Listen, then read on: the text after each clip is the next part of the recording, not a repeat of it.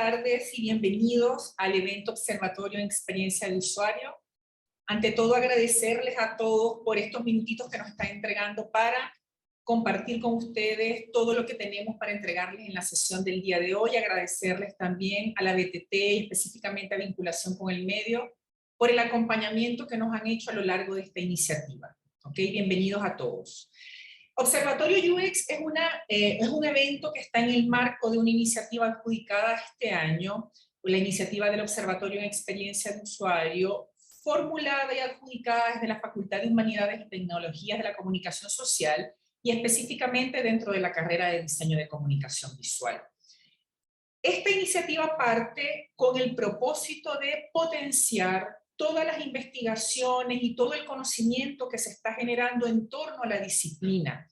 Y es una iniciativa que evidentemente lo que pretende es complementar todas las iniciativas que está realizando la escuela y la carrera desde hace ya varios años. Desde hace 3 años estamos teniendo anualmente el encuentro de experiencia de usuario, liderado por las profesoras Karina Petowski, que la vi por allí en línea, gracias Cari por estar, y por Pamela Armstrong. ¿Okay? Lo que se pretende con esta iniciativa entonces es complementar todo lo que se ha hecho desde la universidad, desde la UTEM, dentro de la línea de investigación en experiencia de usuario. El foco de este encuentro, este es el primer encuentro, lo que queremos es que sea un momento para juntarnos año a año, esperemos que logremos esa periodicidad, donde podamos compartir las experiencias con investigadores dentro de la disciplina.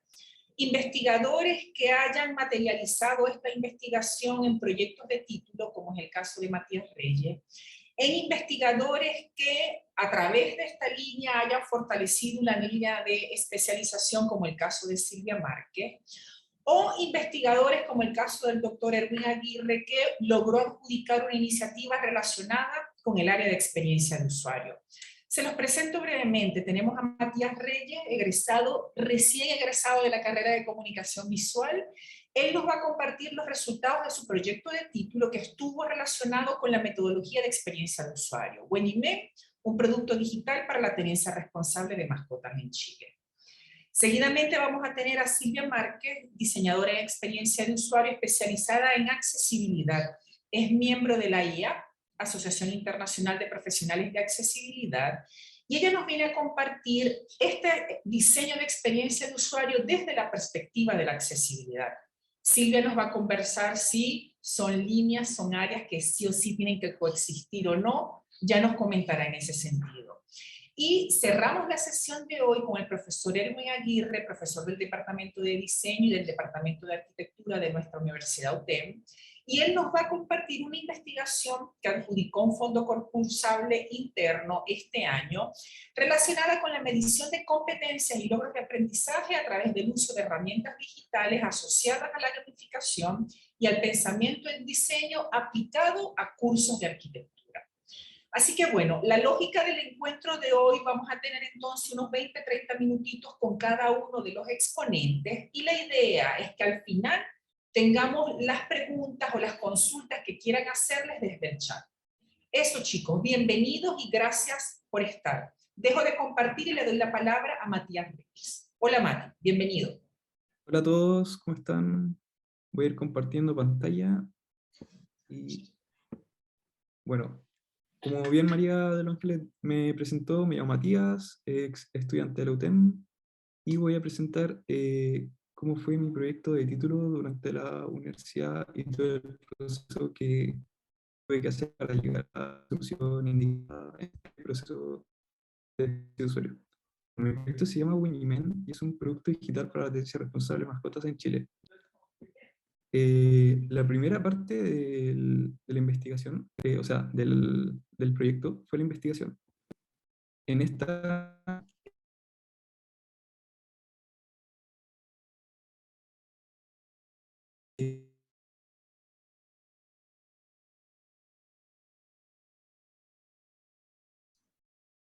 Mati. Se congeló la imagen. Sí, Mati, estás por allí. Fíjate que parece que tiene temas de conectividad porque está en regiones. Yo lo que voy a hacer, Matías, es que voy a desactivar mi cámara, Erwin también, si es posible, para darte la banda ancha. Si no, si seguimos teniendo problemas, desactivas tu cámara también para tener entonces tu voz y la presentación. Ah, ya. ¿Pero se me escucha ahora? Ahora se te escucha perfecto. Súper. ¿En qué parte quedé? Disculpa. En esta primera parte de la necesidad en el contexto. Ah, ya, perfecto. Bueno. Erwin, ¿Tuvimos que dar perdón, Erwin, la presentación la estamos viendo muy bien. Ahora, de manera de optimizar el flujo de Internet, si apagas tu cámara, va a mejorar muchísimo tu presentación. Gracias, Pablo. Súper, ya. Bueno, respecto a las problemáticas detectadas, se detectó que, por ejemplo, existen demasiadas mascotas en situación de calle, existen criaderos ilegales donde reproducían, no sé, a las mascotas de forma abusiva, porque, claro, lo reproducían como, no sé, por la misma pareja de animales, el perro y una perra, y claro, terminaban generando problemas genéticos a la larga. También encontramos que las soluciones que intentaban dar las municipalidades eran bastante restrictivas. Es decir, no sé, por ejemplo, solamente permitían el posteo de mascotas extraviadas que tuviesen chip. Entonces, claro, terminaban excluida una gran cantidad de mascotas. También existía una falta de confianza al dar en adopción mascotas, ya que las personas desconfiaban de la persona que iba a adoptar la mascota porque pensaba que le podía hacer algún daño o tenía mala intención al momento de adoptarla. También otra problemática encontrada fue el daño psicológico producto del extravío, ya que al extraviarse la mascota, los dueños se veían afectados psicológicamente por la pérdida.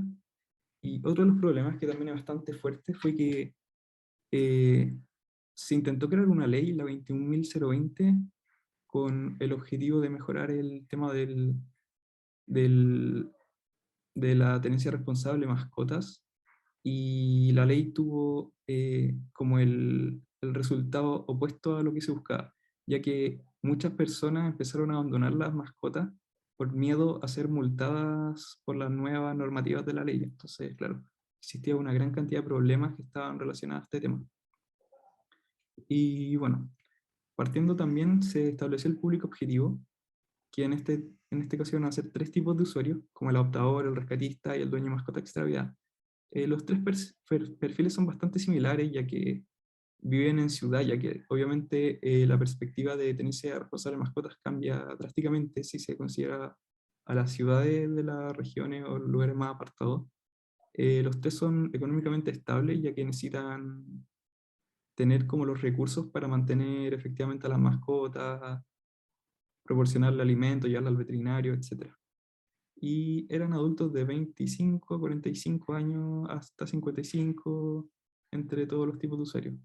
Y claro, por ejemplo, el adoptador prefiere la adopción por sobre la compra, el rescatista tiene como una especie de compromiso ético en relación a la tenencia responsable, y el dueño de la mascota extraviada necesita encontrar a su mascota rápidamente. Respecto al objetivo del proyecto, el objetivo general es desarrollar una aplicación móvil para la tenencia responsable de mascotas en Chile. Este es como el ideal que se busca en un principio. Entonces, vamos a ver como todo el trayecto, todo el camino que se hizo para llegar a este objetivo ideal. Bueno, la parte 2 es la metodología de diseño, que en este caso, como ya sabrán, fue la metodología de User Experience o UX, la cual consta en un proceso iterativo de diferentes etapas, como puede ser analizar, empatizar, diseñar, prototipar y testear. Entonces, claro, al analizar, que es un poquito lo que estamos viendo ahora, se ve la demografía, no sé, por público objetivo, los objetivos del proyecto, se realizan benchmark, que es un poquito ver cómo ha trabajado la competencia, qué soluciones existen en la actualidad, también el tema de empatizar, que hay que entrevistar a los usuarios, realizar mapas de empatía, Customer Journey Maps y Umulu. También el tema de diseñar, que ya va más por el tema de mood boards, creando wireframes, mockup y design guidelines. Y ya después el tema de prototipar, que esta parte es súper importante y es mi favorita, junto a la de testear, ya que te permite llevar como las ideas que has tenido durante todo el proyecto a algo más concreto, algo más físico, algo que puedes ver, que puedes, no sé, puede enseñárselo a los usuarios posteriormente en la etapa de testear para sacar conclusiones y ver qué cosas funcionan y cuáles no. Entonces, claro, los prototipos existen de diferentes formas, como puede ser los prototipos interactivos de baja, de media y de alta calidad. como vamos a ver más adelante, estos 3 tipos de prototipos. Y los testeos, que existen también diferentes formas de testear con los usuarios. Mi favorito, por ejemplo, el test de usabilidad, pero también existen los A/B testing, la heurística y card sorting. Bueno, la tercera parte del proyecto consistió en los benchmarks y en los referentes, que como mencioné anteriormente, los benchmarks consisten como en ver qué se ha hecho el estado del arte, por así decirlo, respecto a este tema. Entonces, por ejemplo, aquí vimos uno que se llama Missing Pets, que es una aplicación para publicar mascotas extraviadas y te lo va marcando como en un mapita. Entonces, claro, esta es una aplicación que no era muy usada a nivel latinoamericano porque claramente cuando fue creada está enfocada en el público más asiático. Entonces, claro, la mayoría de las publicaciones estaban allá y no en Chile. Y claro, como puntos positivos podemos ver acá que al inicio, al instalar la aplicación, existe un onboarding que te contextualiza de qué va la aplicación, cuál es su objetivo, qué cosas hace, que son temas que, claro, terminaron influyendo a mi proyecto de título.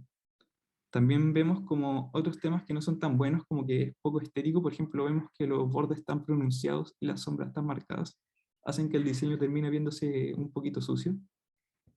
Y claro, no es tan agradable y no existe una muy buena navegación.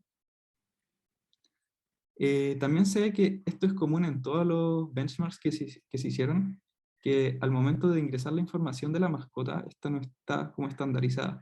Entonces, por ejemplo, aquí se puede apreciar cómo simplemente se van poniendo como descripciones y, no sé, por ejemplo, nombre, menino, área, esto. Entonces, como que no existe como una jerarquía visual que ayude a entender mejor la información. También existe un mapa de extravío, que esto fue positivo, de hecho lo incluí después en mi proyecto de título que vamos a ver más adelante. Y claro, esto respecto a mis impes. También estuvimos viendo Peto, que aquí, por ejemplo, una cosa positiva, encontré que la gráfica que utilizaba Peto en los animales era bastante agradable, bastante que da como una sensación como de amistad, así como por decirlo de alguna forma. Claro, pero también había como puntos negativos, ya que, por ejemplo, si vemos la home de Peto, vemos que tiene demasiados call to actions, demasiadas acciones disponibles y eso puede terminar abrumando al usuario. Que claro, fue un tema que pudimos ver más a continuación en los testeos. También aquí te muestra las mascotas que están en adopción, pero podemos ver, por ejemplo, que las imágenes eran muy pequeñas y entonces no se alcanzaba a ver la mascota que uno quería adoptar. Entonces, claro, aquí también existe el mismo error que el benchmark pasado, que la descripción no estaba estandarizada. Entonces, claro, vemos que los benchmarks y el estado del arte igual tenían muchas cosas por mejorar y muchas cosas para avanzar. Entonces, claro, como podemos ver en un resumen, la influencia positiva fue la existencia de un onboarding, un mapa para mascotas extraviadas e ilustraciones amigables.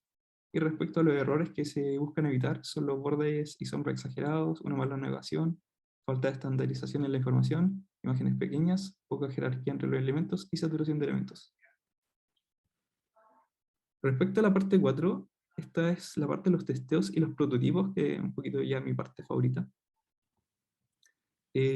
Aquí también se hace un tema de investigación previo también, por ejemplo, se hacen entrevistas con los usuarios, donde se van conociendo las necesidades que estos tienen respecto a la problemática.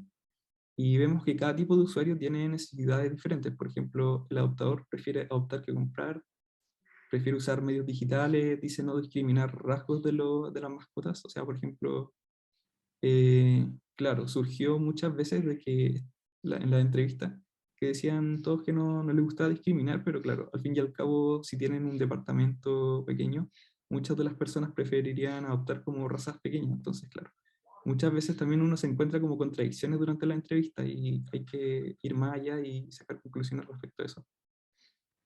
También vemos que los rescatistas utilizan medios digitales, suelen investigar al adoptador, suelen stalkear sus redes sociales porque ellos tienen una gran desconfianza en las personas que quieren adoptar, ya que quieren que las personas que adopten hagan el cuidado más adecuado de la mascota que están dando en adopción. Y respecto al dueño de la mascota extraviada, me encontré en la mayoría de los casos que no solían tomar medidas preventivas para que la mascota no se extraviara, pero se preocupaban inmediatamente y utilizaban características diferenciadoras para describirlas. O sea, por ejemplo, claro, porque muchos animales son muy parecidos entre ellos, pero claro, si tienen una mancha específica, una cicatriz, esas son características que ayudan a distinguir a la mascota y puedan servir al momento de encontrarlas de nuevo. También se utilizaron la técnica de la arquitectura de la información y el card sorting, que esta parte también es muy interesante, ya que esta parte consta en que uno le entrega a los usuarios como todas las categorías que tendría la aplicación, y ellos las van ordenando de forma que les resulta más natural. Por ejemplo, aquí podemos ver marcado de amarillo las partes que más se repetían. Por ejemplo, vemos que la sección de ayuda estaba en el chat, entonces probablemente ahí se podría integrar una especie de chatbot que ayudara a solucionar los problemas que tenían respecto a la aplicación. O acá que hay 9 puntos, que mi cuenta debería estar dentro de mi perfil. Entonces, claro, todos estos resultados que fueron testeados con los usuarios sirvieron posteriormente para construir la arquitectura de la información, está acá, con toda la navegación que tendría la aplicación. Entonces, claro, aquí vemos en azul las pantallas principales y todas las pantallas, subpantallas que se despliegan de esta parte. También se realizaron A/B testings. Ahí. Se realizaron A/B testing porque en una parte me surgió la pregunta, la duda, de que qué sería mejor, si poner varias pantallas cortitas o una pantalla con mucho scroll al momento de rellenar un formulario. Entonces, claro, esta parte fue súper ideal para utilizar el A/B testing, ya que permitió conocer qué era lo que preferían los usuarios. Y la gran mayoría prefería pantallas cortitas, pero con varios pasos, ya que ellos decían que prevenía errores, parecía subjetivamente, bueno, objetivamente es la misma información, pero subjetivamente les daba la sensación de que era más corta, entonces claro, era una mejor opción. Y además que se le puede tener como una especie de stepper que le vaya indicando en qué parte va y cuánto le falta para completar el flujo. También se realizaron testeos de usabilidad y Customer Journey Map para ver qué cosas se podían mejorar en las maquetas de baja fidelidad. Entonces se pudieron ver diferentes temas, como por ejemplo reducir el tamaño de los indicadores de los steppers, añadir la opción de deslizar en los onboarding, porque en un principio solamente estaba activado un botón, pero muchas personas intentaban deslizar con el dedo y no estaba habilitada la opción. Entonces, claro, tuvimos que habilitar esa opción para que estuviese disponible y fuera más fácil de usar para las personas, que es lo importante. También pudimos separar los inputs del número de calle y número de puerta, ya que genera confusión. Agregar la opción de compartir, cambios menores en redacción o textos que ellos entendían mejor de otra determinada forma. Y también destacar más los call to action o llamada a la acción, que son como los botones principales que se busca que se aprieten dentro de la plataforma. Y aquí podemos ver el Customer Journey Map con todas las etapas y cómo son esas etapas de forma emocional para los usuarios. Entonces, por ejemplo, el onboarding es normal, el registro es bastante negativo porque, claro, a todas las personas le da como que no es tan agradable registrarse en una plataforma. Entonces, claro, para solucionar esto, por ejemplo, añadimos como un registro rápido a través de Google o Facebook que soluciona bastante como la lata de tener que estar escribiendo, no sé, por la contraseña 2 veces, el correo, todo este tema.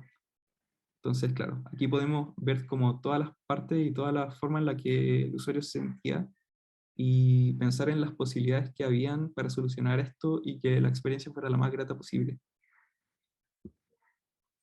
También se creó el icono de la aplicación, que esta parte se utilizó como la palabra Winnieman, que del mapuche significa cuidado animal, y se utilizó formas geométricas para representar la W, junto a un icono que diera a entender de forma simple y sencilla la aplicación dentro del contexto del teléfono que está lleno de iconos. Entonces, claro, tiene que ser sencillo poder revisar qué icono es para la aplicación. Entonces, claro, tenía que ser bastante figurativo en este sentido.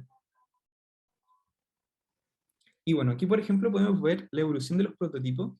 Aquí, claro, estos prototipos tan feos son los de baja fidelidad, que básicamente es realizarlo con lápiz y papel, así como llevar a cabo, llevar como aterrizar a la tierra todas las ideas que uno tiene en la cabeza, llevarla al papel.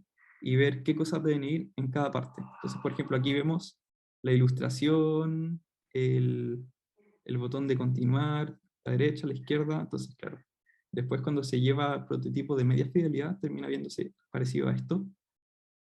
Aquí con la imagen, el texto, los botones. Aquí también, por ejemplo, esta es la home, con noticias, la legislación, el call to action, la barra de navegación, y llevarlo a mediana fidelidad termina viéndose parecido al anterior, así. Estos de mediana fidelidad sirven más que nada como para generar una especie de estructura, ver las medidas que hay entre los elementos, los tamaños tipográficos, todo este tipo de temas, no tanto pensando en el diseño visual ya más acabado, finalizado, que es el que vamos a ver ahora, que sería básicamente así.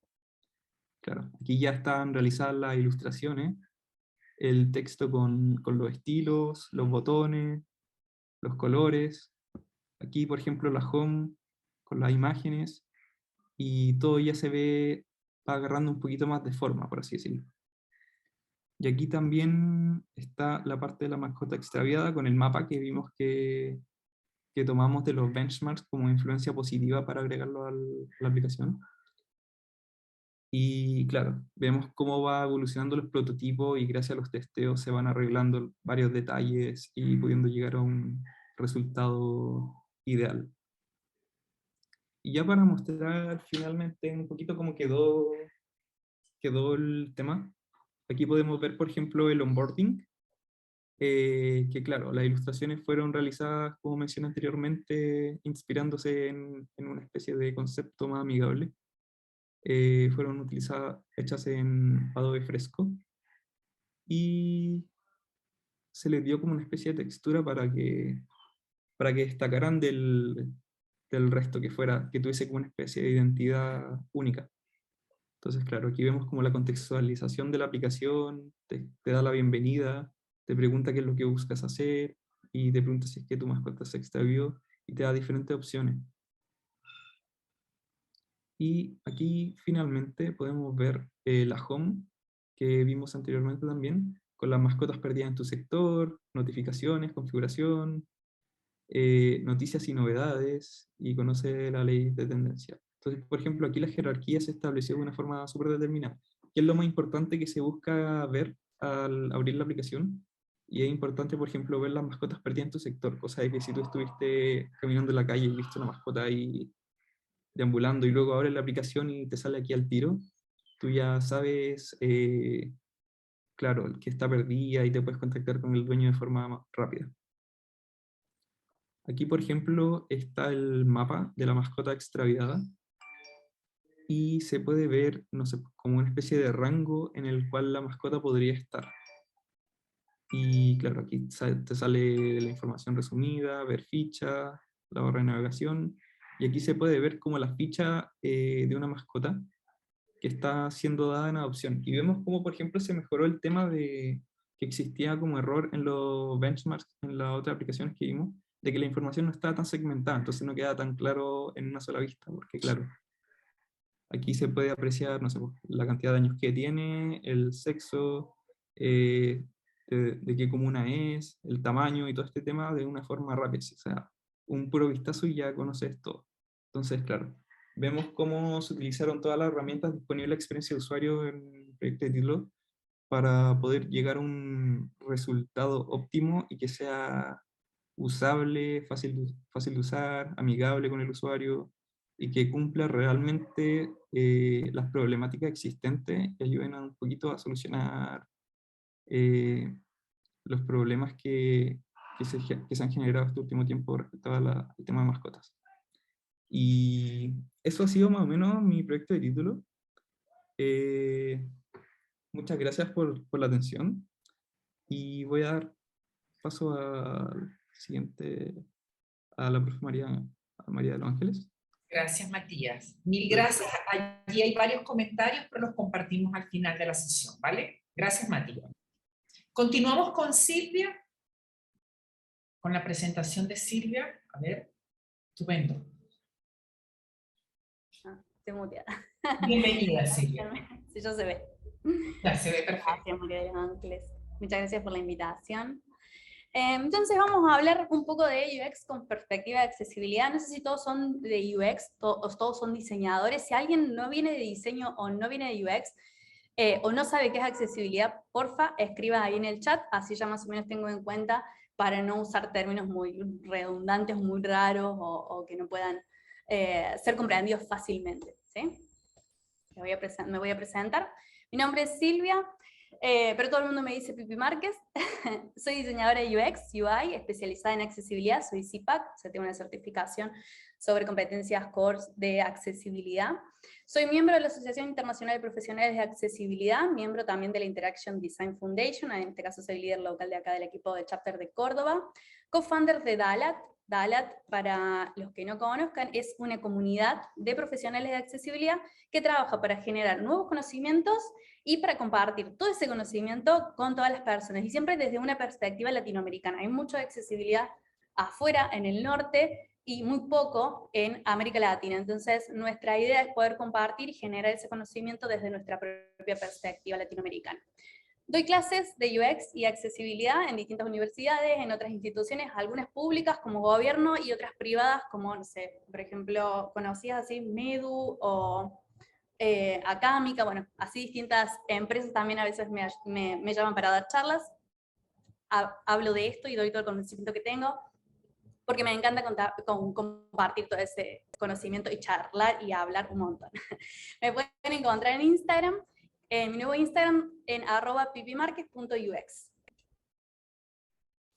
Entonces, empecemos. Para quien no venga de ese palo, sí, voy a hacer una definición de estas cosas. Entonces, vamos a explicar primero qué es UX, o qué es experiencia de usuario.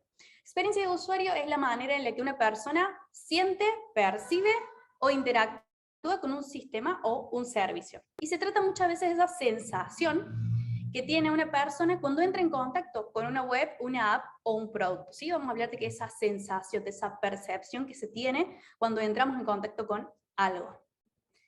¿Y qué es el diseño accesible? Para antes de llegar al diseño accesible entendamos qué es accesibilidad. Accesibilidad es acceso a todas las personas a el mundo digital, a pesar y más allá de la infraestructura de red que tengan, el tipo de cultura del que vengan, el hardware que estén utilizando o el software que estén utilizando, la localización geográfica, el idioma y además las capacidades de los usuarios. Por ejemplo, si una persona tiene o no una discapacidad.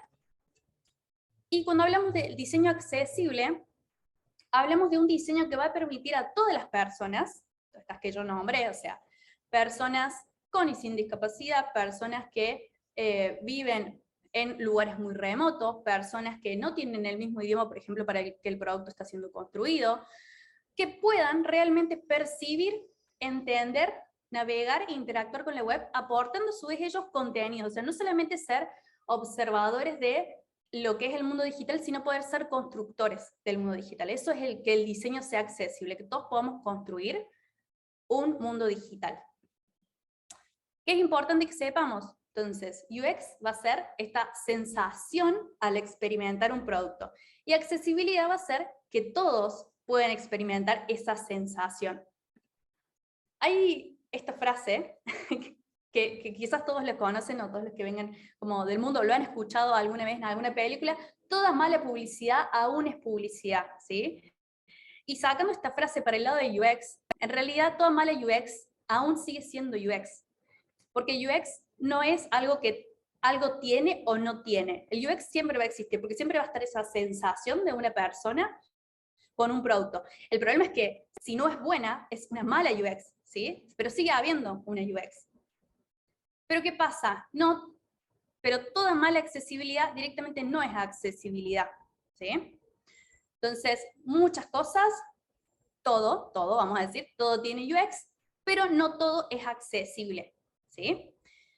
Todo producto tiene UX, aunque sea mala, como les dije recién, sigue teniendo UX, pero no todos los productos tienen accesibilidad.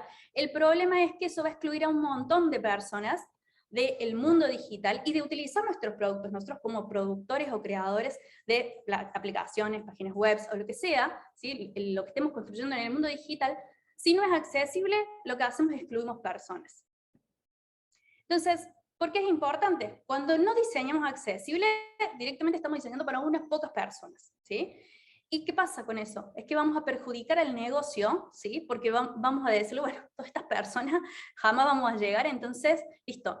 Son 100.000 millones, son 1.000 millones de personas que tienen alguna, por ejemplo, discapacidad en el mundo, en el sentido estricto, entonces a esos 1.000 millones de personas no vamos a poder llegar si nuestro producto no es accesible. Entonces estamos diseñando para un porcentaje de las personas. Y además estamos perjudicando justamente a todos esos usuarios, ¿sí? Todos esos usuarios a los que nosotros queremos llegar, los estamos excluyendo y estamos profundizando aún más la brecha digital que existen, ¿sí? No solamente hablo de personas con alguna discapacidad, sino también, por ejemplo, personas mayores, ¿sí? Personas que no tienen una buena infraestructura de red. O sea, piensen en toda América Latina, ¿sí? Todos nosotros que somos latinos, no todos hablamos inglés, entonces el acceder a contenidos que están en inglés también nos excluye, ¿sí? Hay un montón de formas y barreras de exclusión.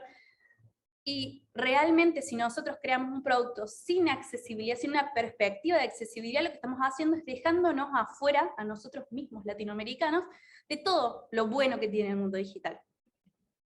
Entonces, esa UX con perspectiva de accesibilidad es crear esa experiencia, ¿sí?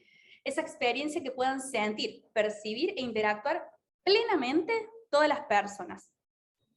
Y cuando digo crear experiencias, no digo algunos tipos de experiencias, hablo de todas las experiencias, de todos los productos que estamos creando.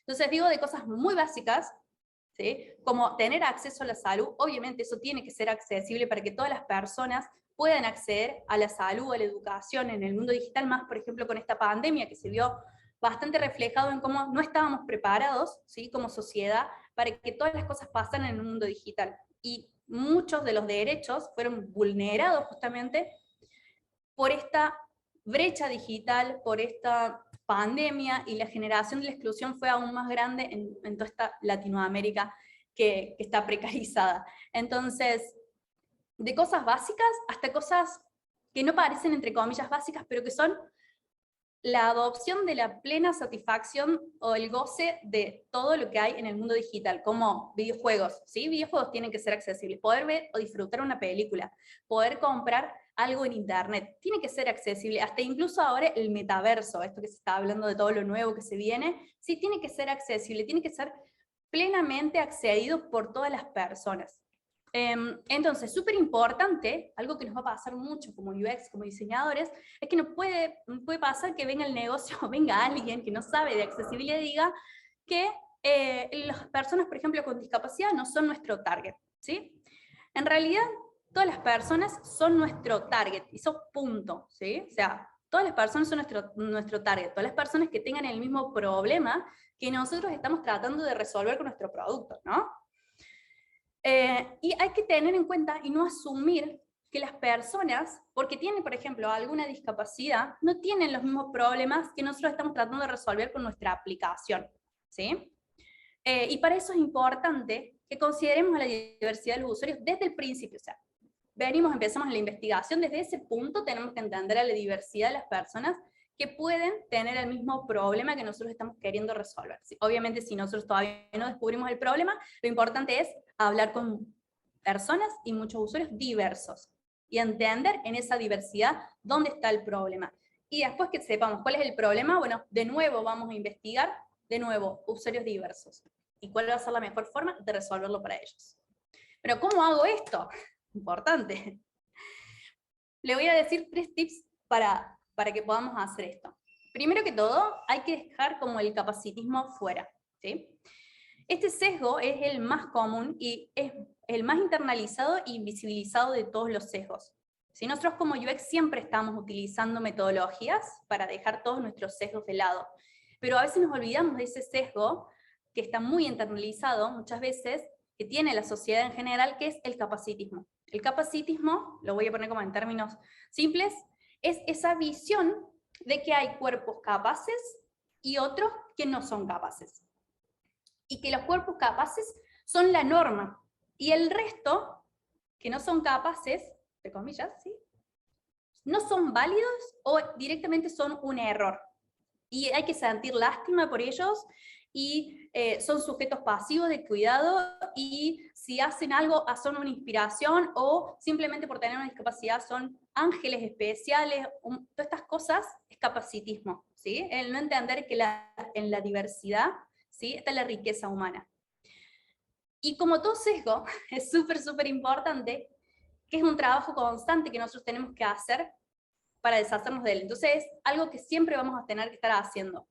Para poder deshacernos de este sesgo es imprescindible conocer y reconocer a las personas diversas y conocer su realidad. Y mezclarnos realmente con personas diversas. Entonces, primero que todo, los voy a invitar a todos que se sumen a DALAT. Nosotros tenemos un montón de profesionales adentro con y sin discapacidad de toda América Latina, y todos estamos trabajando por lo mismo, ¿sí? Por generar conocimiento sobre accesibilidad y hacer realmente un mundo mucho más justo, mucho más equitativo para todos. Ahí, después, bueno, después puedo sacar ahí, acabo de leer unas partes del chat, pero después voy a ir un poquito con esa etiqueta que acaban de pasar. Podemos verla también, en este caso yo soy de Argentina, no sé en Chile si utilizan este tipo de etiquetas. En el caso de Argentina peleamos mucho para que no se diga capacidades diferentes, ¿sí? Porque todos tenemos capacidades diferentes, y en realidad lo que decimos es, hay diversidad humana, ¿sí? Yo, por ejemplo, tengo capacidades diferentes para manejar porque no sé manejar. Entonces, capacidades diferentes tenemos todos. Algunos van a correr más rápido, otros van a correr más lento, son capacidades diferentes. Lo que nosotros hablamos de una persona es una persona que tiene una discapacidad, cuando hablamos de discapacidad. Segundo punto, y este creo que es el que me voy a extender más, porque la mayoría son diseñadores, entonces vamos a hacer esto, vamos a revisar nuestro proceso de diseño, y vamos a pensar un proceso, ese que siempre utilizamos, el que hayan implementado en mi universidad, el que haya aprendido ahí, o el que esté aplicando en mi trabajo, el proceso que tengamos, Design Thinking, doble diamante, el que sea que tengan, ¿sí? Y lo que vamos a hacer es, vamos a empezar a identificar las falencias, los sesgos y las oportunidades en cada fase de esto. Entonces, más o menos voy a tirar un ejemplo de un proceso de diseño. Seguramente van a tener ustedes muchos otros procesos distintos, pero más o menos las etapas, más allá del tipo de proceso que elijamos, son parecidas.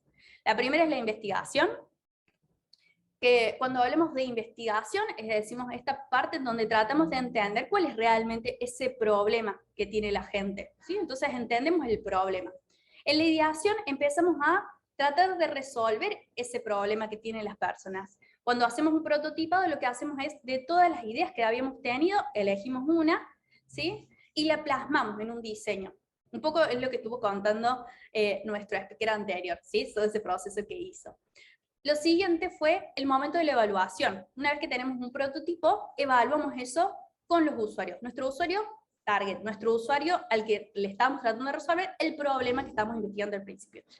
Y una vez que hicimos todo este caminito, que probamos y sabemos que esa es la mejor solución para ese problema, para nuestros usuarios, para todos nuestros usuarios, entonces vamos a hacer un handoff, que es un momento de entrega a desarrollo, donde le decimos, bueno, esto es lo que tenés que construir, y te damos estas mejores prácticas de construcción para que sea accesible, ¿sí? Bien, entonces, en la primera fase de investigación, súper importante, el target, ¿sí? Acá esto no es marketing, ¿sí? Nosotros no vamos a hablar de una edad hasta tal edad, o un tipo de perfil, un género, una profesión. Nosotros no hablamos de eso cuando hablamos de investigación o un target. Estamos pensando en esto que les dije, entender todos los usuarios que tengan la misma necesidad o el mismo problema que yo quiero resolver con mi producto, ¿sí? O el que yo estoy tratando de entender. Quizás yo ya sé que hay un problema en algún lado, pero quiero saber por qué, cómo se da, cómo es la mejor forma de intervenir en ese problema o en esa situación. Y con eso, muchas veces lo que hacemos en investigaciones, hacemos entrevistas y hacemos benchmarking, ¿sí? Esos son como los dos rápidos o los dos más simples para entender información, que no a veces, por ejemplo, benchmarking no procede exactamente de nosotros, y investigación, entrevistas, sí. Entonces, cuando hacemos entrevistas es súper importante ahí el target de nuevo, o sea, ¿qué personas vamos a llamar para entrevistar? Asegúrense de que las personas que entrevistan sean personas diversas, ¿sí? No solo digo diversas en edad y en sexo, hablo de diversidad en general. Entonces, que haya personas diversas a las que vamos a entrevistar para obtener cuál es el approach o el problema que realmente están teniendo. Una muy buena práctica es estar cerca de las comunidades para tener acceso a personas diversas. Entonces ahí de nuevo los voy a invitar a que se unan, se sumen a DALAT. Nosotros ahí compartimos con un montón de profesionales que siempre están dispuestos a dar un punto de vista, una mirada, o si hay que hacer pruebas de usuario, hay que entrevistarlos, entonces siempre están dispuestos a ayudar. Después, cuando vamos a hablar con un usuario con discapacidad, hay que asegurarse de conocer las etiquetas, ¿sí? Por ejemplo, yo acá les digo, en Argentina se dice de esta manera, ¿sí? Persona con discapacidad, en la general, la mayoría del mundo, personas particulares que tengan alguna discapacidad, muchas veces se reconocen como discapacitados, pero eso es una cuestión de identidad. Nosotros cuando hablemos de los colectivos, siempre vamos a decir personas con discapacidad. Vamos a preguntarle siempre antes al usuario si necesita alguna acomodación, si necesitan algo antes de la reunión. Es súper importante que si nosotros vamos a enviar documentos, en esos documentos para firmar, muchas veces hacemos, expliquemos bien qué es lo que va a suceder en la prueba, ¿sí? Es súper importante porque muchas personas que tienen alguna discapacidad, les es muy necesario saber de antemano qué va a ocurrir en esa prueba, ¿sí? Y obviamente que el espacio que se den para esa entrevista sea accesible, tanto sea físico, es decir, bueno, lo voy a llamar a que vaya a mi coworking o a mi empresa, asegurarnos que el lugar, el espacio sea accesible, si es una persona, por ejemplo, que está en silla de ruedas, que sea accesible a silla de ruedas, si es una persona ciega, que sea accesible para una persona ciega, entonces saber que el lugar donde vamos a estar sea accesible. Si es una persona también con, por ejemplo, una persona sorda o con hipoacusia y necesita un intérprete, entonces también saber si la persona va a llevar su propio intérprete, si nosotros vamos a tener que contratar a alguien, ¿sí? Saber que ese espacio tiene que estar realmente acomodado y ser accesible para esa persona, tanto en el mundo digital como en el mundo físico. Y después en la parte del benchmarking, ¿sí? Que es lo otro que hacemos cuando hacemos investigaciones, asegúrense de investigar productos que sean accesibles. De ahí van a sacar muy buenas prácticas sobre cómo hacer ciertas cosas, ¿sí? Otro de las fases, ¿sí? En la parte de ideación, súper importante que nosotros no tengamos ese sesgo de que vamos a tener todas las respuestas porque somos los diseñadores, y hace mucho que no sé, trabajamos en esto, ¿sí? No, nosotros no tenemos todas las respuestas. Siempre que puedan, inviten a otras personas diversas a la mesa. Den espacio para reclutar, ¿sí? Usuarios en ese proceso de creación o en ese proceso de co-creación que podemos llegar a estar. Y asegúrense que esos espacios de co-creación sean accesibles, ¿sí? Por ejemplo, que las herramientas que usamos sean accesibles y, como les dije antes, el espacio que estemos ocupando, disponibilizando para estas reuniones sean accesibles.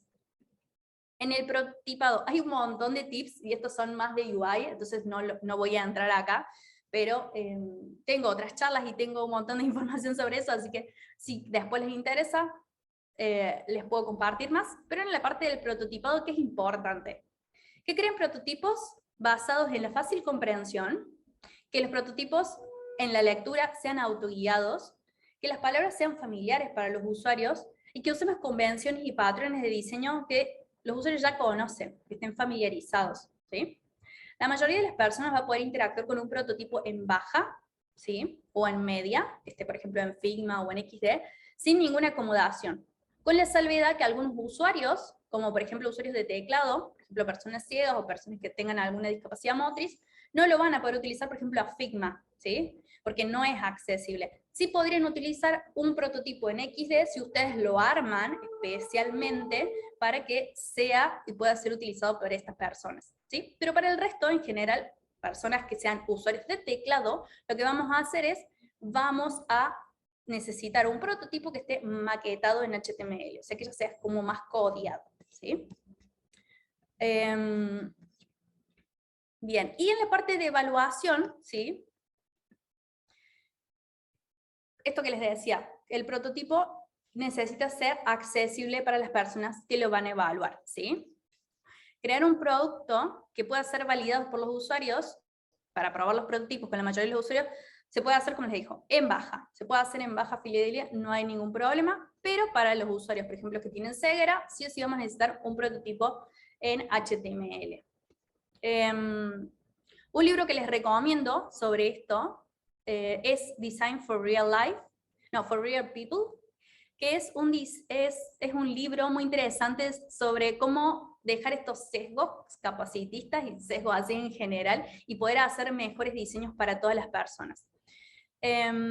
Y por último, el handoff, ¿sí? Cuando estamos haciendo handoff es súper importante, ya hicimos, imagínense, un producto que investigamos con todas las personas, ahora sabemos que ese producto va a ser a muchas personas. Hicimos ideación y construimos con esas personas la mejor solución.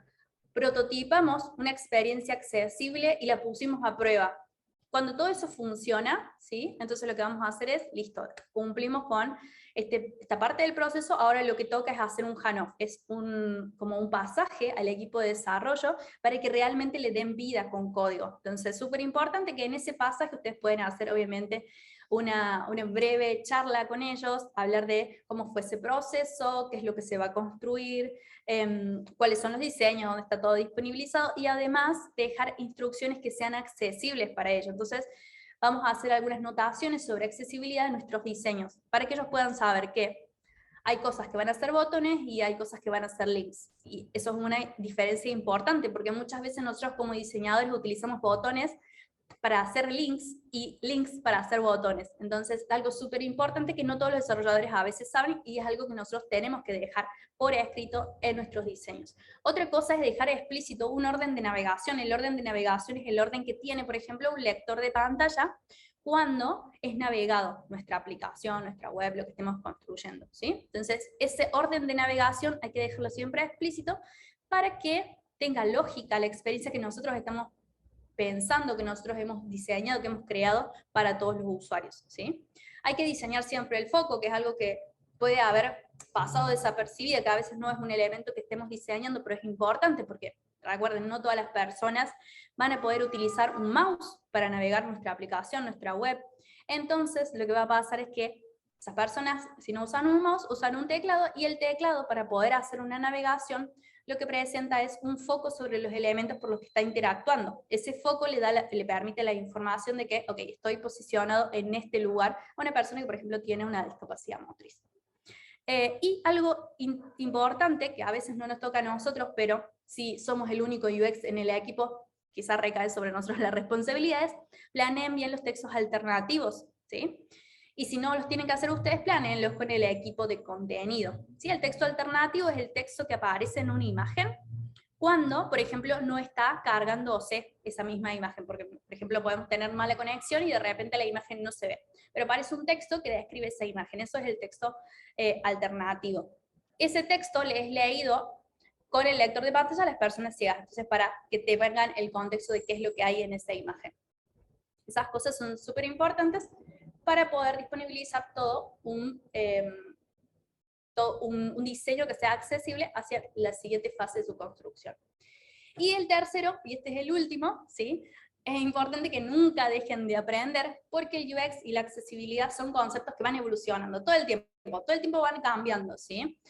Y cuando la cultura avanza y hay cambios nuevos, ¿sí? Los estándares cambian también. Antes era como, bueno, si funciona ya está suficiente para un producto, hace 10, 15 años. Ahora no es suficiente que funcione, ¿sí? Es importante que funcione, obviamente, como base, pero además es importante que nos deleite, que nos dé una buena experiencia, ¿sí? Entonces, cada vez más van subiendo los estándares de cómo nosotros tenemos que diseñar un producto. Esos estándares cambian, entonces tenemos que estar aprendiéndolos todo el tiempo. Y hoy el estándar, aunque hace mucho y debería ser más aplicado, es la accesibilidad. Pero también con eso aparecen nuevos sesgos y nuevas formas de exclusión. Entonces también tenemos que estar capacitándonos constantemente para que no entremos en sesgos nuevos, ¿sí? Así como hoy es este sesgo capacitista de hay personas que son válidas como usuarios y otras no, ¿sí? Que sigue existiendo hoy, lamentablemente.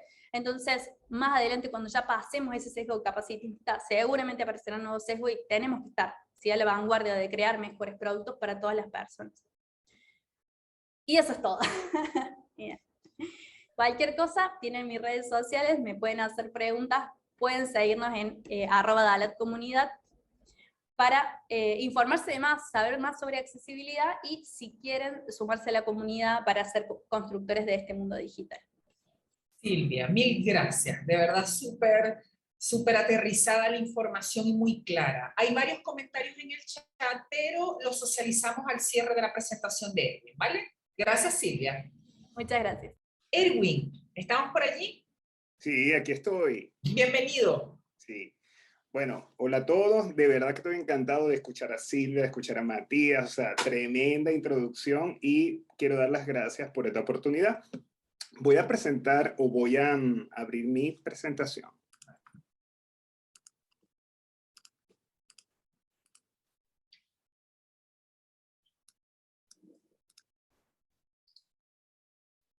Ok, ustedes me dicen si se ve. Sí, pantalla completa. Ok, inicio. Primero, para quienes no me conocen, que creo que casi todos los que vi son conocidos, mi nombre es Erwin Aguirre, soy diseñador UX, docente e ilustrador, estudié diseño, estudié informática, me fui por un doctorado en gerencia o en ciencia mención gerencia, y a nivel profesional estoy muy metido en el mundo UX, gracias a Designar, una empresa que tenemos aquí en Chile y que me ha dado un panorama bastante amplio. Yo creo que el UX o la experiencia de usuario me cambió la visión de cómo construir los proyectos. Más que diseñar, era entender y ponerme en la visión y la mirada de otra persona. A nivel de experiencia docente, también soy docente de la Universidad Tecnológica Metropolitana UTEN y de la Finisterra. Y también soy coautor del libro Una metodología de diseño eficiente.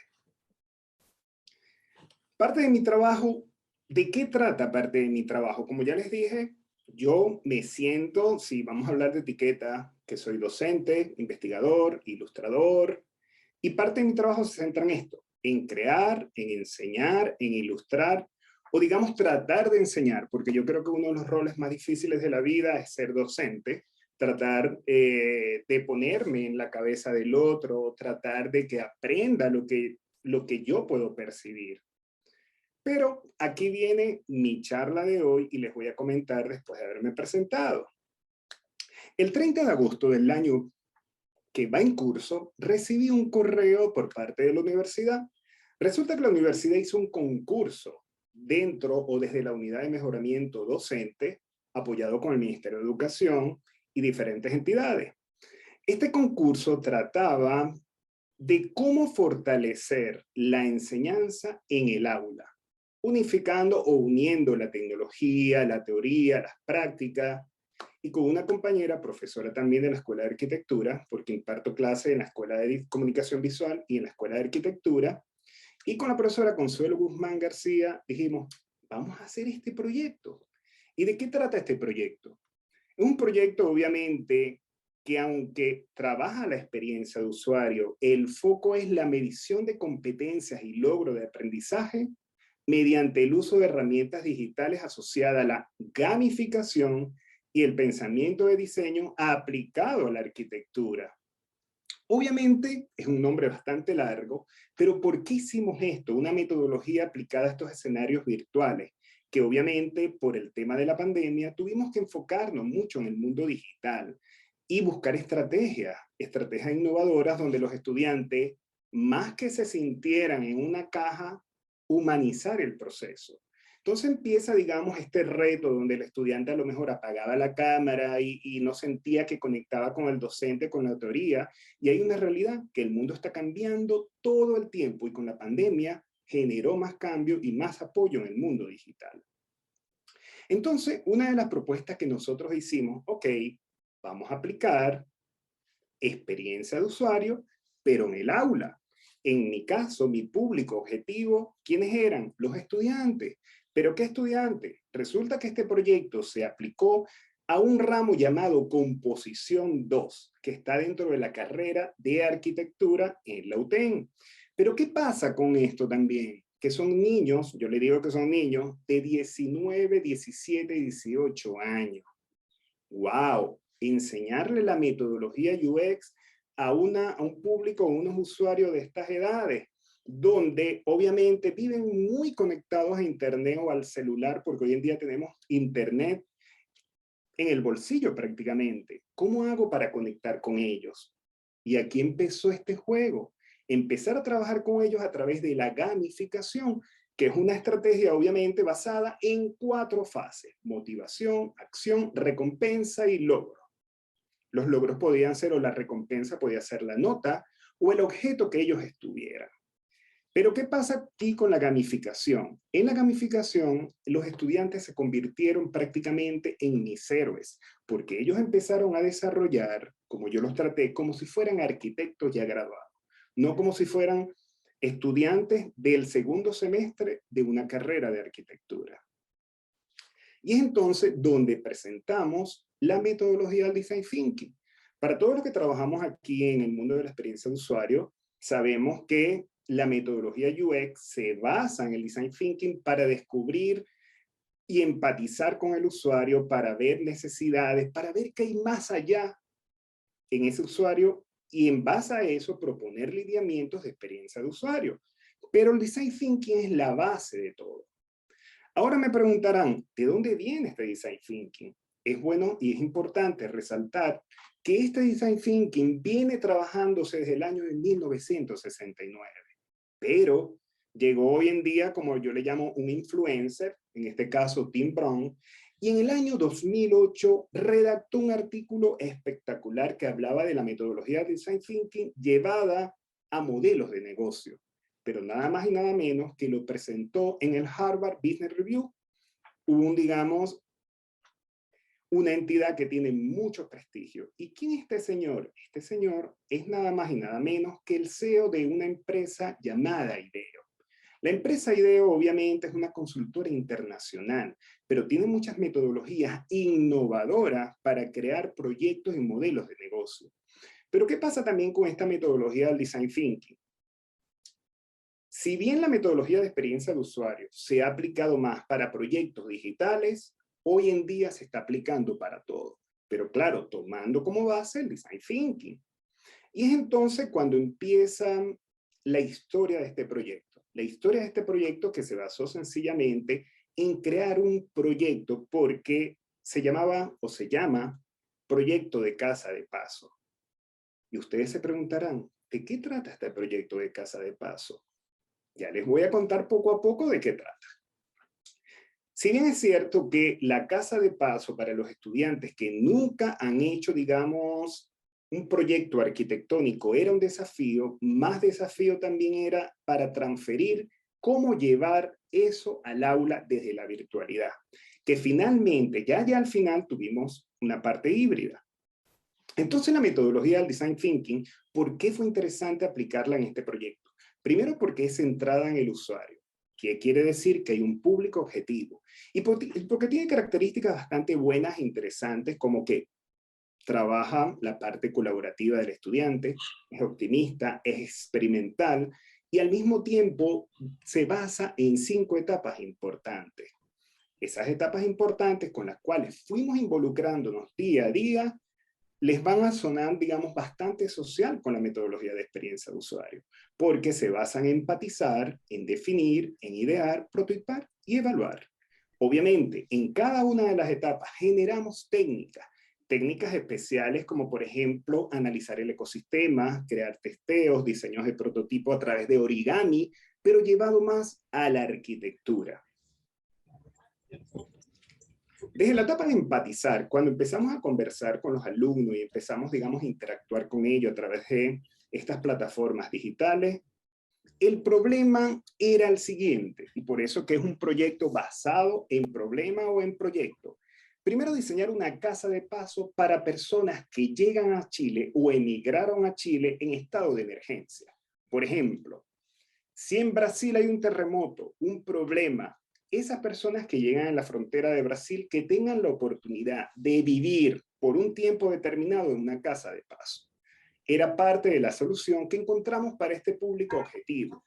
Hoy en día es una realidad que hay muchos inmigrantes o muchas personas extranjeras aquí en Chile. Y es por ello entonces que creamos este proyecto como parte del problema llamado Casa de Paso.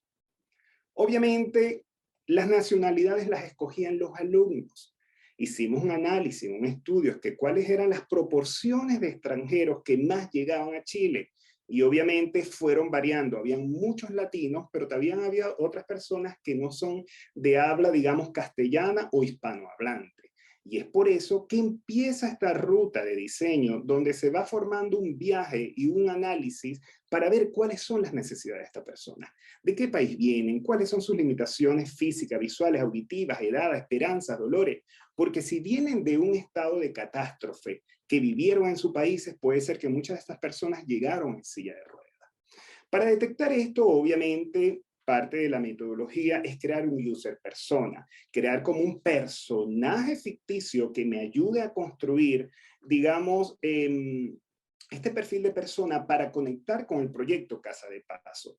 Pero, ¿qué pasó lo interesante? Los alumnos se emocionaron tanto que fueron más allá y empezaron a entrevistar personas en el mundo real aquí en Chile, como por ejemplo un haitiano. Pueden ver cómo la aplicabilidad del mapa de empatía ya era más direccionado, donde se analizó su diversidad, accesibilidad, neurodiversidad, necesidades culturales, y encontraron que muchas de estas personas no solamente extrañaban su contexto, su clima, su idea, sino que extrañaron hasta temas de color, temas de olores, temas de sonidos, y ahí empieza el reto para los estudiantes. El reto también para mí como profesor de cómo conectar con mis estudiantes a medida que vamos haciendo focus group y ellos me van exponiendo y comentando.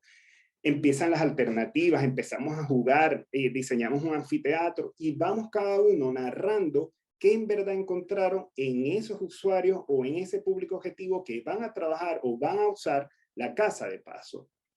Y es donde vamos a entender las teorías para el proyecto. En el proceso de empatía, fíjense que son alumnos, y vuelvo, repito, de un ramo llamado composición. Al mismo tiempo que ellos hacían esos análisis, ellos tenían que entender la teoría del color, la psicología del color, los procesos, y tener conciencia que ellos debían empatizar por qué esos usuarios, ese público objetivo, tenían ciertas necesidades de un color amarillo, de un color azul. ¿Por qué? Porque sencillamente tenían un apego cognitivo o emocional a lo que era su cultura y su colorido. Como por ejemplo pasó cuando entrevistaron a los peruanos, que son bastante coloridos, a los haitianos. Cada uno tenía, digamos, un esquema de color y utilidad que ellos querían en esa Casa de Paso.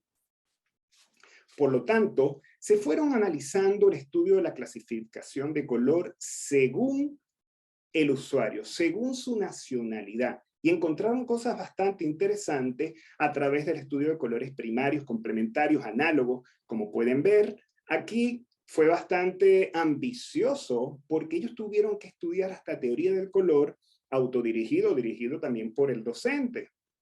Finalmente, iban haciendo pruebas y pruebas de color hasta llegar a una etapa de definición del proyecto. Y es en la etapa de definición del proyecto donde empezaron a caer o a salir ideas todavía más interesantes. Ya analizamos el color, ya analizamos este proceso y ahora qué criterios compositivos utilizamos para que se sientan más tranquilos. Para nadie es un secreto que a veces criterios compositivos como simetría, asimetría pueden generar o tranquilidad o estabilidad en el usuario, en las personas. Y es entonces donde volvimos a los teóricos, como por ejemplo Dondi, a través de la sintaxis y la imagen, donde empezamos a analizar todos los criterios compositivos que podíamos llevar al mundo tridimensional. Y estudiamos al teórico Guzi Wong, donde también vimos, digamos, esos criterios compositivos, esa retórica visual que podíamos utilizar. Obviamente estos criterios fueron estudiados uno a uno a través de guías, a través de cuestionarios. Esto simplemente es un resumen para que vayan viendo algunos elementos que nosotros fuimos estudiando con los estudiantes, que fueron 200 estudiantes porque fueron 4 secciones. En base a que íbamos estudiando, íbamos encontrando la analogía de estos criterios dicotómicos o criterios compositivos en el mundo, en la naturaleza. Cómo se llevaba la arquitectura y veíamos la relación que existía a nivel, digamos, de definición en cuáles eran los criterios compositivos que íbamos a utilizar según la nacionalidad de estos estudiantes. Al mismo tiempo, cuando estábamos analizando todo el proceso de definición, nos encontramos con Frank Gehry, que habla totalmente de la transfiguración de la arquitectura y cómo los criterios compositivos y cómo la transfiguración, la forma, movimientos artísticos como el desconstructivismo, podían conectar con los usuarios y generar ciertas posibilidades. Obviamente, a medida que íbamos estudiando cada proyecto y analizábamos y todo, y hacíamos como el benchmarking, íbamos estudiando esos criterios compositivos que hablaban los teóricos. Y esta es una manera donde nosotros pudimos fortalecer en los estudiantes esa competencia de poder analizar. ¿Cómo? Aprender haciendo, viendo que otras personas tenían ciertos criterios compositivos o criterios dicotómicos y que los podían llevar al mundo de la arquitectura. Obviamente, a través de todo este proceso, vimos testimonios, por ejemplo, de Frank Gehry. No sé si saben que él es padre de la arquitectura desconstructivista, transfigurada, y él hizo posible hacer el Guggenheim de Bilbao, una estructura que cambió la historia de la arquitectura en el tiempo. Vuelvo y repito, estos son estudiantes de composición, pero que aplicaron la metodología de Design Thinking para crear una mejor experiencia de usuario. Al mismo tiempo estudiamos y analizamos el MIT, el Instituto Tecnológico de Massachusetts, donde vimos proyectos de viviendas asequibles a nivel económico, a nivel de ergonomía, a nivel de módulos de repetición. Vimos, digamos, el diseño modular, por qué era funcional, por qué era más fácil para el usuario, dependiendo la cantidad de familias o personas. Y finalmente llegamos en este proceso de definición a uno de los movimientos que más me encanta, el arte, una de las manifestaciones, porque el arte obviamente une, transforma y repara. Y es entonces donde, después que analizamos criterios compositivos, después que analizamos algunas teorías, empezamos a mezclar estos proyectos con movimientos artísticos. Y ahora bien, ¿por qué lo hicimos? A voz populi sabemos que hemos entendido parte de la historia del diseño, de la arquitectura, a través del cine, a través de las películas. Y esas películas obviamente se han inspirado efectivamente en el mundo del arte. El arte obviamente es un cuento, una historia abierta que nos puede ayudar a nosotros a conectar. Y al mismo tiempo, ¿qué queríamos con los estudiantes? Que los estudiantes de arquitectura pudieran desarrollar un estilo a través de robar un movimiento artístico o inspirarse en un movimiento artístico. Finalmente, empezamos a hacer, después fuimos a la materialidad y empezamos a hacer un estudio de benchmarking en esta etapa de definición y encontramos proyectos interesantes que han desarrollado otras universidades, como por ejemplo el estudio del caso Tu Botella, que empiezan a hacer casas con materiales reciclables. Ven ahí cómo se pueden ir, digamos, armando estructuras. Los proyectos Casa de Paso, a pesar que lo creamos nosotros, hay diferentes lugares en el mundo donde hay proyectos para que las personas convivan o vivan temporalmente. Claro, la diferencia es que nuestra Casa de Paso lo que estaba buscando es generar más diversidad y acceso a las personas, porque se iban a construir o se van a construir dependiendo la cantidad de personas que van allí. Analizamos entonces en esta etapa de definición todo lo que es materialidad. Estas láminas o esta parte, no las toqué, no la edité obviamente, es material de los mismos estudiantes de 19 años que van estudiando y analizando la materialidad de cómo llevar este proyecto al mundo real. Hasta ahora nos estamos viendo por el computador y ellos están investigando a través del escritorio de internet qué tipos de materiales son adaptables para su casa de paso. Finalmente, después que analizan todos estos materiales, ellos, igual que la experiencia de usuario, que en el mundo digital se le llama ecosistema digital, en la instalación de la arquitectura, analizamos todo el ecosistema. Y aquí me voy a detener un momento porque aquí hay algo bastante atractivo, porque ellos, a pesar que las casas de paso se iban a instalar en las fronteras de Chile, o en las partes externas o fuera o foráneas, ellos tenían que establecer un sistema de salud, de educación, así sea por 6 meses, para que esas personas no quedaran, digamos, en el abandono, sino que fueran atendidas por proyectos de gobierno e instancia. Todo este levantamiento, toda esta información fue parte de los alumnos, simplemente nosotros los guiamos en la metodología del Design Thinking para que ellos propusieran qué lineamientos de diseño eran aptos para hacer la casa de paso. Aquí pueden ver también un mapa de ecosistema en Arica. Ellos van mostrando dónde van a estar las escuelas, cuáles son, digamos, los personajes o los stakeholders relacionados que van a invertir en este proyecto. Todo esto va llevando una documentación teórica y obviamente van construyendo todo este proyecto hasta llegar a lo que son las maquetas.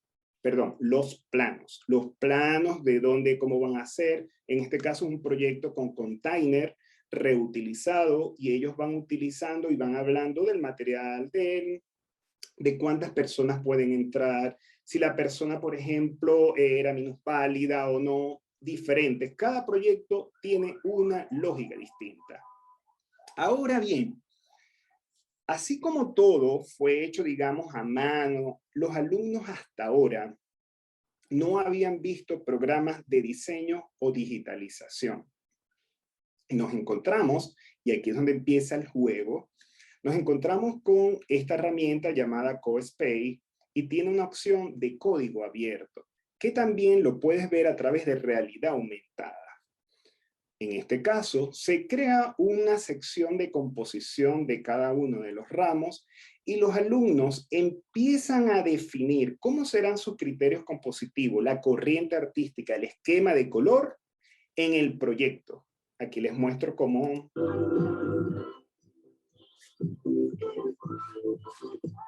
Obviamente son proyectos de los alumnos, el programa tiene la posibilidad de ir jugando y conectando y ver las diferentes vistas.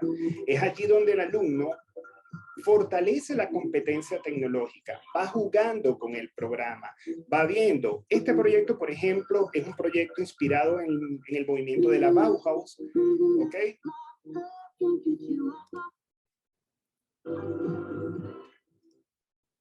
Pero aparte de eso, hacía falta también algo importante. Los alumnos ya vieron las cosas bidimensionales. Los alumnos ya han podido hacer las prácticas y aplicar toda la metodología. Pero, gracias a las nuevas tendencias tecnológicas de la experiencia de usuario, vamos entonces a trabajar con realidad aumentada. ¿Cómo se verá esos proyectos en el mundo real? Vean aquí un ejemplo. Aquí ingresamos a la aplicación, vemos el mismo proyecto que acabamos de ver, lo vemos con realidad, escaneamos la zona donde queremos que se vea el proyecto de la casa de paso y lo escalamos. ¿Y para qué hacemos esto? Porque es una oportunidad que tiene el alumno para ver las proporciones. Y el alumno puede modificar y puede movilizar todo este prototipo o todo este proyecto.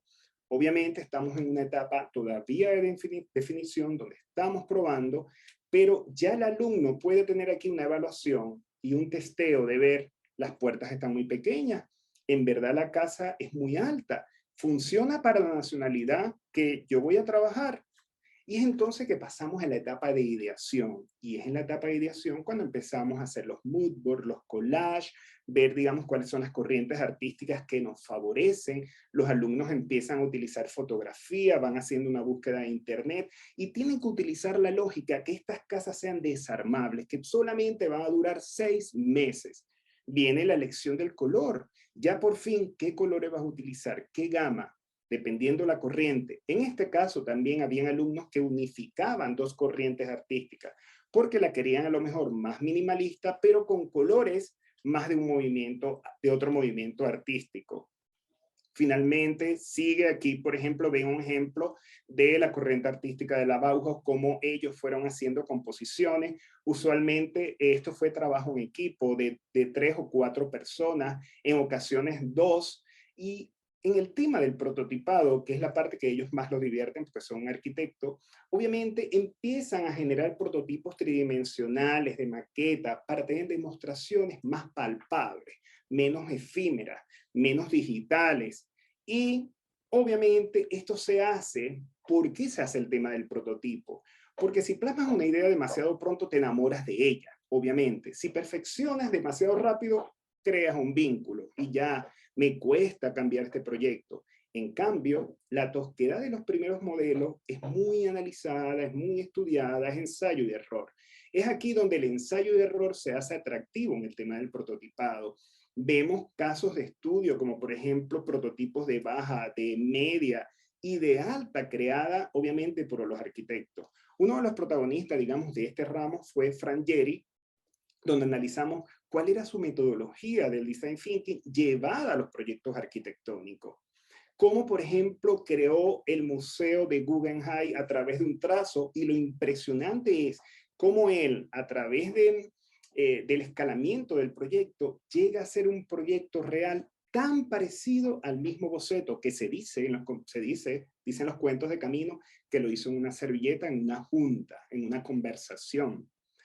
Aquí vemos, por ejemplo, otro proyecto de Frank Gehry, los 3 prototipos de baja, media, alta, que es una de las casas más importantes de él, llamada Dancing House, ¿ok? Y donde tiene criterios de inestabilidad. Todos esos procesos son estudiados por los alumnos y haciendo benchmarking en el área del prototipo. Analizábamos, por ejemplo, los proyectos de Kurokawa en el 72. Esto es un hotel muy famoso en Japón que después se dice que va a estar en demolición, su ensamblaje y cómo evoluciona el prototipo. ¿Para qué los estudiantes necesitaban ver esto? Para saber y tener conciencia de que estos proyectos podían ser reales, que la metodología era efectiva, que habían diferentes arquitectos del mundo que habían aplicado esta metodología y que servía. Finalmente empieza el juego de formas de la propuesta, los prototipos de baja de los alumnos, los prototipos de baja media, y aquí se dio el sueño de oro, es que los alumnos tuvieron 2 momentos de presencialidad y pudimos ver los prototipos enfrente de ellos en el salón, tocarlos y empezar a hacer testeo, que es una de las cosas más importantes. Y cada uno de ellos iba interpretando el personaje que emigraba. Y era rico y empático ver cómo ellos se conectaban con las emociones de esas personas que estaban en estado de emergencia, personas que necesitaban una casa de paso temporal. Y la evaluación obviamente se dio durante todas las etapas. Construimos materiales hasta con fideos, con rollos de papel toilette o sanitarios ya cuando se botan, y se van experimentando procesos a través del fideo con esmaltes también. Estos son, digamos, ejercicios que hemos documentado en el tiempo, en el proceso, para que los alumnos también lo puedan recrear, hacerlo. Obviamente, a través del estudio de materiales, a través de forma, íbamos testeando y evaluando. Y finalmente, porque me he extendido, a nivel de conclusión, esto es lo que está permitiendo, y digo permitiendo porque todavía falta una etapa para terminar el proyecto. Esto es un proyecto, obviamente, que es un proyecto financiado que cierra a mediados de diciembre. Pero entendimos a través de una encuesta, a través de focus group, a través de análisis, que este tipo de metodología obviamente aumenta el nivel de aprendizaje, que ayuda a fortalecer las competencias de los estudiantes mediante métodos integrados. Y una de las cosas más importantes, que es subestimada y a veces no medible, potencia la creatividad. ¿Por qué? Porque ellos van tomando una línea creativa, una línea de diseño que les permite a futuro desarrollar un estilo. Y obviamente les permite empatizar y crear una mejor experiencia de usuario, humanizar y lo más importante, la co-creación. Les puedo decir para cerrar que crear para las necesidades del usuario devuelve la esperanza y es una forma pequeña de aportar soluciones sociales y reafirmar efectivamente la empatía, porque dejo de estar dentro de una burbuja y trato de mirar qué pasa de aquel lado. Muchas gracias por escucharme. Aquí también les dejo varias fuentes donde ustedes pueden leer más sobre cada una de estas etapas, pero de manera, digamos, dispersa, pero que la pueden unificar y cada uno de ustedes puede construir sus propios lineamientos de diseño basados en el Design Thinking. Muchas gracias. Mil gracias, Erwin. Gracias de verdad por la pasión, no tanto a ti, sino a Matías y a Silvia. Vamos entonces con la ronda de comentarios. Acá en el chat nos fueron conforme avanzaron sus presentaciones haciendo varios comentarios y es lo que les voy a ir socializando. ¿Ok? Bueno, en el caso de Matías, la profesora Karina te envía felicitaciones, Mati, excelente estudiante y excelente profesional. Rosmar y Mónica comentan lo del hermoso trabajo que estás compartiendo con nosotros en términos de identidad y en términos de look and feel. Y hace Eliud una pregunta, hola Eliud, tanto tiempo, hace una pregunta si el mapa que tú estás proponiendo en la app es para geolocalizar a la mascota y ahí surge una consulta con Rosmar, ¿ok? Ahí nos gustaría escucharte para que nos aclares esa inquietud que tienen los chicos. Y yo quiero unirme a la consulta. Matías está por allí en línea. Sí. Querido, no lo veía. Mati, y aprovechando los comentarios tanto de Liu como de Rosmar, aprovechar y consultarte cuál consideras tú fue el aporte más clave y más potente de esta metodología para poder materializar tu proyecto de Ya, perfecto. Respecto al tema de geolocalización, en primera instancia el proyecto está abordado en un tema de que la geolocalización es en base al lugar en el que se perdió la mascota, por ejemplo. Claramente a iteraciones futuras y posibles mejoras se había considerado tener como un aparato externo, pero eso ya saldría un poquito del tema del diseño. Hacer más como un producto físico, o sea, quizás más industrial. Pero claro, es una posibilidad que podrías complementarse con la plataforma y sería bastante útil y ayudaría a versiones futuras de la misma. Y respecto a su pregunta, profe, el tema más importante que yo encontré respecto a la metodología empleada, que ayudó al desarrollo del proyecto, creo que lo más importante que logré sacar fue más o menos como ordenar las pantallas de una manera, no sé, al hacer el card sorting y ver cómo ordenaban todos los usuarios cada tipo de pantalla, ver cómo la forma más orgánica que ellos tenían para poder navegar en ella, cosa de que no resultara complicado, que encontrar una pantalla que se les perdiera o no pudiesen completar un flujo porque algún elemento estaba muy oculto. O sea, todo ese tipo de cosas que ayudan a completar los flujos y tener una buena navegación dentro de la aplicación fue lo más positivo que se pudo rescatar de los testeos. Mil gracias, Matías. Fíjate que para nosotros, para la carrera en particular y para la Escuela de Diseño de la UTEN es súper potente poder visibilizar el trabajo que nuestros estudiantes están haciendo en torno a la disciplina. Así que buenísimo y gracias por compartirlo en el evento del día de hoy. Gracias, Matías. Vamos entonces con los comentarios que surgieron en relación a la exposición de Silvia. Fíjate, bueno, primero el profesor Diego recién se acaba de ir, tenía otro compromiso, pero te da las gracias Silvia por las aclaraciones en los términos, ¿ok? Que a veces esta es una metodología que está resguardada con muchos términos en inglés y complejizan un poquitito comprender ciertas diferencias. El profesor Diego Aristoy resalta entonces la claridad de tu presentación y también surge, conforme tú fuiste avanzando tu presentación, términos de cómo llamar a los usuarios con capacidades diferentes, usuarios con discapacidad, incluso tú en tu presentación lo comentas. Y aquí yo quiero aprovechar este diálogo que surgió entre Liud, entre Diego, y agradecerle también a Susana por los aportes y Rosmar. ¿Cuál consideras tú que son las deudas más potentes que como sociedad tenemos para el colectivo con discapacidad? Fíjate que esta temática de accesibilidad yo la trabajaba en Venezuela con profundidad y allá en Venezuela los llamábamos usuarios con discapacidad. En España también sucedió lo mismo, pero al llegar acá en Chile hay mucha legislación que es personas en situación de discapacidad. Entonces, es bastante complejo porque a veces estamos hablando y no sabemos si nos estamos llamando bien o mal.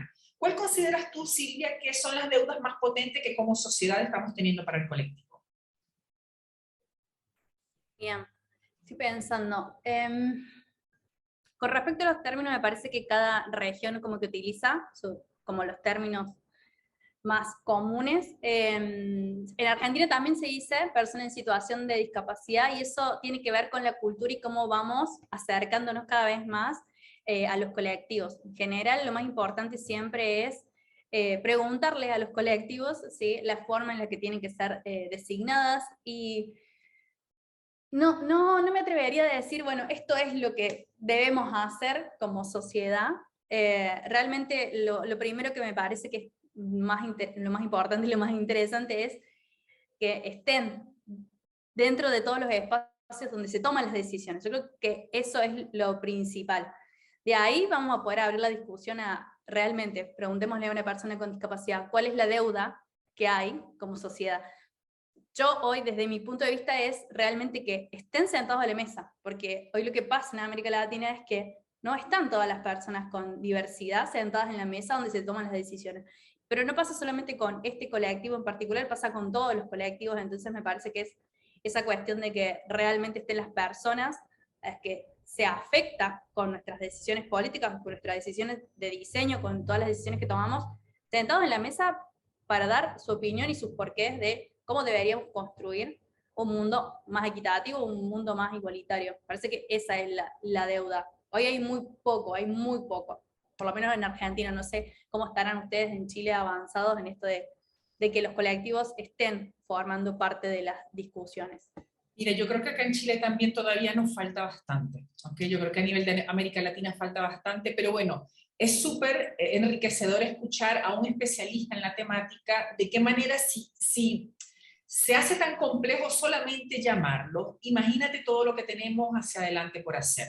De verdad, Silvia, gracias por la pasión y la impronta que le colocas a tu presentación, que considero que son áreas temáticas que debemos insistir y nunca cansarnos. Gracias, Silvia.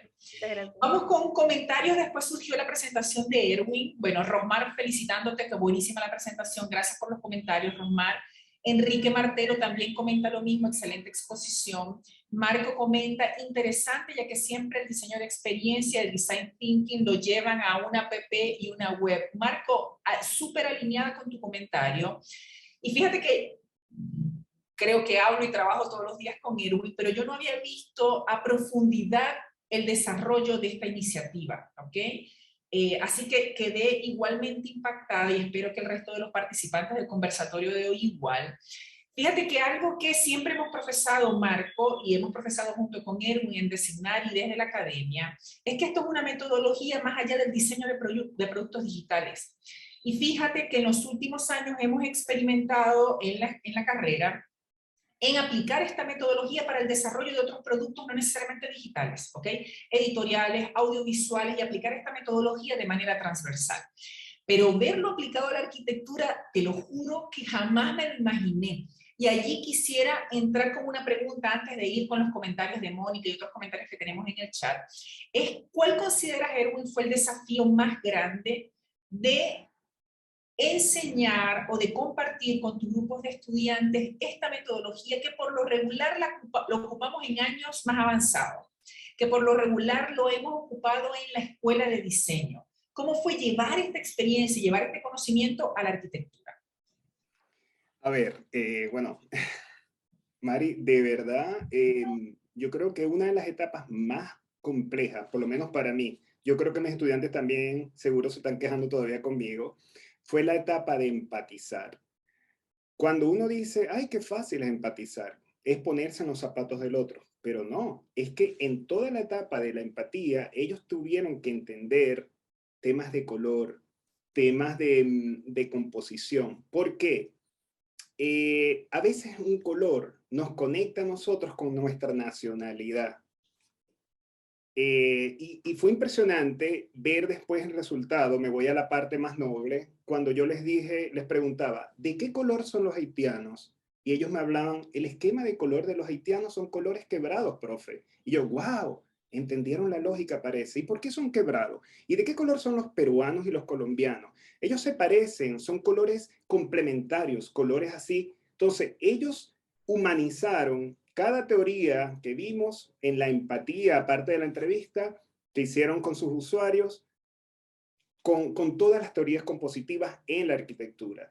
Ya digamos la etapa de definición, ya ahí arrancó una parte más noble, digamos en la enseñanza, pero la parte de empatía costó mucho, tanto que llevó un poquito más del tiempo determinado, porque es una parte de investigación.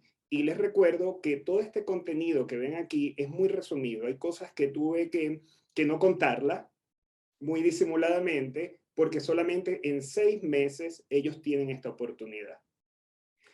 Con interludio, con problemas tecnológicos que no se podían conectar. Y finalmente, quiero resaltar esto, para el tema del prototipo, a ellos se les entregó unos materiales que este premio nos dio. No, Erwin, y evidentemente, fíjate que esta es la primera experiencia que estás teniendo, pero que es algo que se va a ir replicando en los próximos años y que evidentemente va a ser un modelo que va a madurar enormemente. Así que bueno, felicitarte por la iniciativa.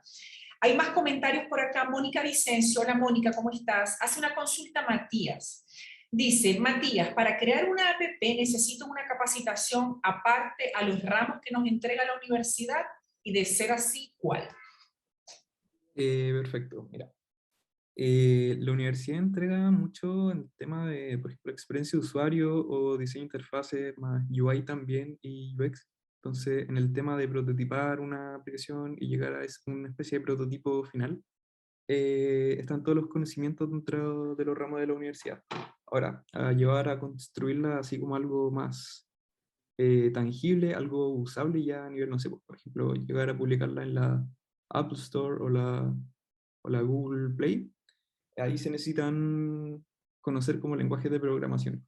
Si no mal recuerdo, creo que Kotlin es el lenguaje de programación para Android y Swift es el de iOS, pero eso ya se sale un poquito de la carrera de diseño en comunicación visual. Gracias, Matías. Y bueno, para complementar lo que le comentas a Mónica, Mónica, fíjate que para responder a los requerimientos del proyecto de título y del examen de título, desde los conocimientos que entregamos como carrera es suficiente para entregar un prototipo que pueda validar la navegabilidad, la interacción y la experiencia que tú le estás ofreciendo a tu usuario. Ya todo lo que venga para la etapa posterior, que es el desarrollo codeado y funcional, evidentemente se requieren otras disciplinas como desarrolladores, ingenieros o especialistas dentro de ese rubro. ¿Ok, Mónica? Vamos con un comentario rápidamente de Enrique. Dice, hola Erwin, entiendo el aprendizaje basado en proyectos. La pregunta es la siguiente, Erwin. ¿Cómo fue el proceso para alienar los contenidos del curso a cada una de las etapas definidas en la metodología Design Thinking?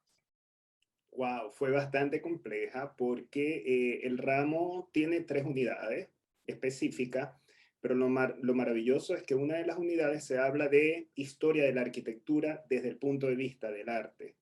En esa etapa de la unidad número 2 empezamos a definir, insertamos la etapa de definir. Hubo, digamos, unidades donde aplicábamos 2 etapas al mismo tiempo, como por ejemplo la última etapa del prototipado y el testeo que se hizo durante todo el proceso, lo fuimos ubicando 2 etapas en una unidad específicamente. Y quiero contestar, Mari, antes Marco dice que, ya comentó hace rato que debemos recordar que el UX partió del diseño de objetos en diseño industrial. Y quiero decirle, Marco, efectivamente es así. Y tanto es así que, por ejemplo, la escuela Bauhaus aplicaba esta metodología, pero quien le dio sistematización prácticamente a este proceso, a esta metodología, ha sido como el tiempo, la práctica del día a día. Y sí nació desde el diseño industrial, porque los diseñadores industriales crean muchos prototipos, objetos, y eso es valioso y siempre lo comentamos en nuestras clases de experiencia de usuario. Se le debe mucho al diseño industrial, se le debe mucho a la ingeniería del software. Y que sí se está aplicando últimamente más al mundo de la tecnología, evidentemente es así. Pero yo tengo esperanza y sé totalmente que cada día va a ser llevado más a otras carreras, a otros lineamientos. Ya hay gente que lo aplica en el mundo editorial, ya hay gente que lo aplica como yo hoy en día en la docencia, pero desde la mirada de la arquitectura. Y de verdad, una de las cosas valiosas que me genera la metodología, o lo he visto en los estudiantes, es que sistematiza un proceso. Porque a veces cuando estamos creando, los creativos nos dispersamos mucho. Y los creativos tenemos un problema de ego, que sentimos que nuestras ideas son lo máximo. Y cuando nos enfrentamos, digamos, al usuario que dice, no entiendo esto, ahí viene, wow. Pero con los usuarios no nos da esa rabia o esa impotencia del ego. obviamente, pero con el cliente sí, pero con el usuario no. Y eso se trata la experiencia de usuario. Excelente, Erwin. Bueno, tenemos comentarios entonces del profesor Eduardo. Gracias a ti también, Eduardo, agradeciéndonos por la instancia y por que nuestros expositores el día de hoy han socializado sus experiencias con nosotros. Gracias a ti, Eduardo, por participar. Mónica también da las gracias, Enrique igual.